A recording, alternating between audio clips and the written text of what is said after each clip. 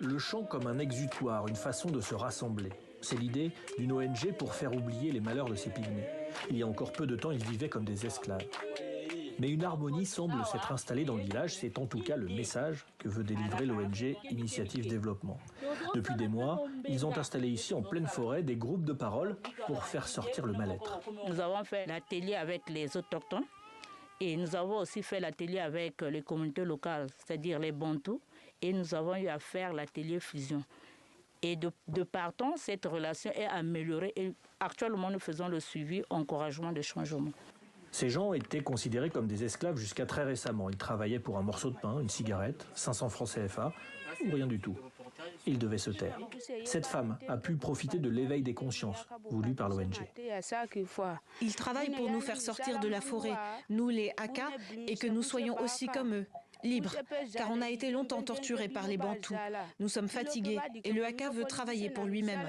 Mais je m'inquiète pour ceux qui sont encore dans la forêt, car ils ne sont au courant de rien. Ils ne savent pas ce qui se passe ici.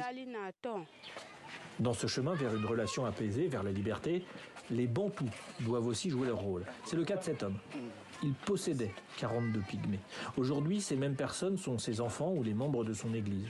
Ce sont les ateliers contre la discrimination qui lui ont ouvert les yeux. Ça m'a amené à prendre en compte cette population-là jusqu'au moment où je ne cesse de les prendre en considération. Donc s'il y a quelque chose où encore il y a une place ou encore une doléance, je ne cesse de les intéresser.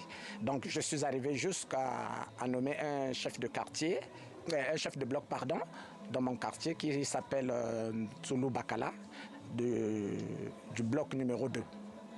C'est un autochtone. Une loi existe au Congo depuis 2011 pour protéger les populations autochtones, mais elle n'est pas toujours respectée. Ici à Makadi, c'est par les rencontres et les échanges que les relations se sont apaisées, des mariages mixtes ont été célébrés, l'esclavagisme disparaît petit à petit. Cela fait seulement 1 an et demi que l'ONG travaille dans cette région, très reculée, au nord du Congo.